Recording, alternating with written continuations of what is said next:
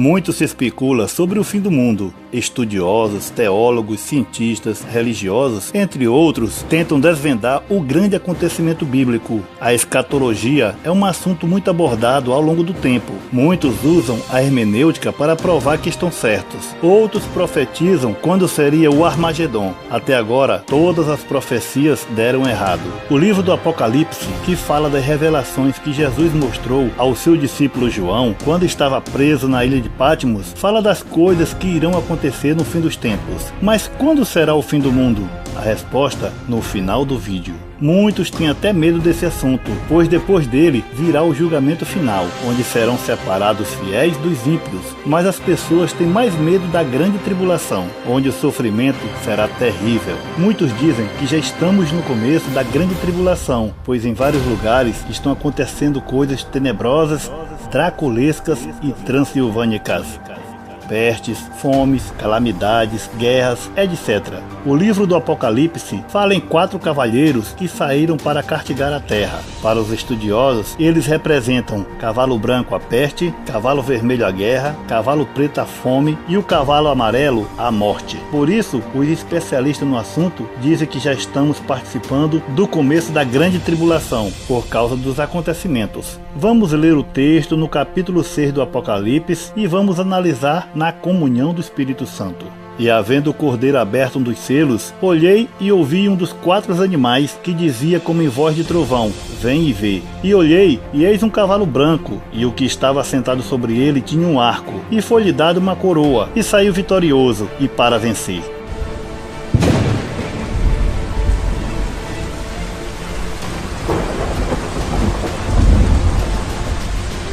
O texto fala que o Cordeiro, ou seja, Jesus Cristo, abriu o primeiro selo e um cavalo branco saiu para vencer. O cavaleiro recebeu uma coroa e um arco e foi vitorioso. São várias as exegeses, ou seja, as interpretações de cada palavra dita nestes versículos. Muitos acreditam que o cavaleiro significa as vitórias dos reis e governantes da história e dos dias atuais. Outros que ele seja o anticristo, pois ele aparecerá como uma pessoa de paz, por isso a cor branca, e juntará os governantes mundiais para um só reino. Outros acreditam que é Jesus que veio e venceu o mundo. E havendo aberto o segundo selo, ouvi o segundo animal dizendo: vem e vê. E saiu outro cavalo vermelho, e ao que estava sentado sobre ele foi dado que tirasse a paz da terra e que se matassem uns aos outros, e foi-lhe dado uma grande espada. Esse cavaleiro montado no cavalo vermelho representa a guerra, pois se o primeiro representa as conquistas dos reinos, as guerras viriam junto com a ganância de querer conquistar tudo. Essas guerras existem até os dias de hoje. E havendo aberto o terceiro selo, ouvi dizer o terceiro animal: vem e vê. E olhei, e eis um cavalo preto, e o que sobre ele estava sentado tinha uma balança em sua mão. E ouvi uma voz no meio dos 4 animais que dizia: uma medida de trigo por um dinheiro, e 3 medidas de cevada por um dinheiro, e não danifiqueis o azeite e o vinho.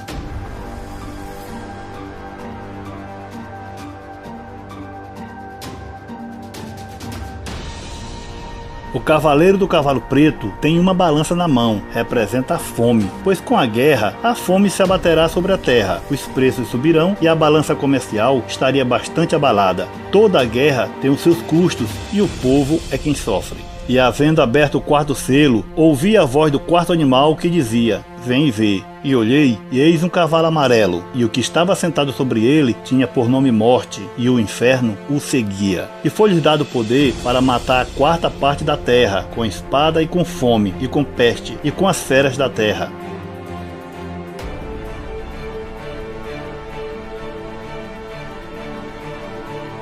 O cavalo amarelo e seu cavaleiro representam a morte, pois é isso que as guerras trazem, não só para os que estão na batalha, mas também para os que passam fome ou são perseguidos e escravizados. Eu também posso fazer uma interpretação sobre os 4 cavaleiros do Apocalipse, que muitos ainda não conhecem. O cavaleiro branco pode ser Jesus, que virá nas nuvens para vencer e levar os seus, e isso na sua segunda vinda, pois ele tem a coroa merecida, e é rei dos reis. O arco pode significar a palavra, pois o arco atira sua seta longe e a palavra percorre a terra. No livro de Zacarias há um texto que faz luz a isso. Contra os pastores se acendeu a minha ira e castigaria os bodes, mas o Senhor dos Exércitos visitará o seu rebanho, a casa de Judá, e os fará com o seu majestoso cavalo na peleja. Dele sairá a pedra de esquina, dele a estaca, dele o arco de guerra, dele juntamente sairá todo o opressor. Zacarias fala do cavalo, do arco de guerra, que é uma guerra espiritual, e da pedra de esquina, que é Jesus. Depois que o cordeiro levar os seus, aí sim viria a guerra religiosa, a perseguição, a fome e a morte espiritual, pois muitos irão adorar a besta e irão para o inferno, que o cavaleiro do cavalo amarelo leva atrás de si. Mas isso é apenas uma interpretação. O próprio Jesus fala no livro de Mateus sobre esses acontecimentos que vemos nos jornais. Porquanto se levantará nação contra nação e reino contra reino, e haverá fomes e pestes e terremotos em vários lugares, mas todas estas coisas são o princípio de dores. Na verdade, essas coisas já aconteceram e ainda acontecem, mas são apenas o princípio das dores, não é o fim. Jesus também falou em falsos profetas que enganarão a muitos. Isso também existiu e existe em nossos dias. Veja uma pequena lista resumida de falsas profecias sobre o fim do mundo, de acordo com a Wikipédia. O link da lista completa estará na descrição do vídeo. Martinho Lutero previu que o mundo acabaria no máximo até 1600. Cristóvão Colombo, em seu livro de profecias, afirmou que o mundo foi criado em 5343 a.C.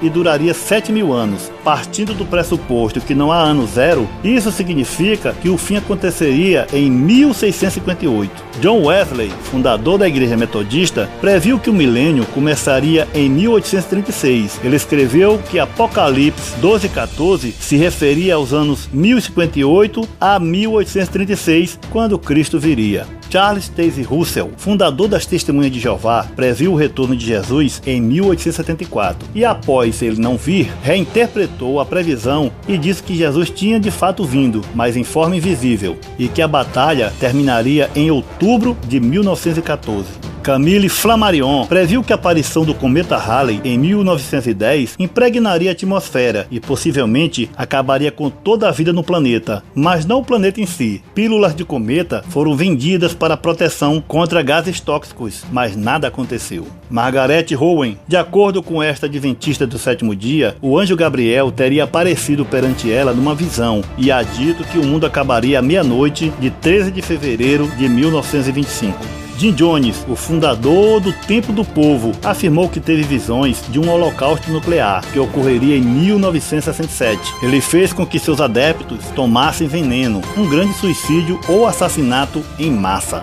Testemunhas de Jeová. A partir de 1966, as Testemunhas de Jeová começaram a publicar artigos afirmando que o outono de 1975 completaria 6.000 anos desde a criação do homem e sugerindo que o Armagedon ocorreria então quando completasse esse tempo.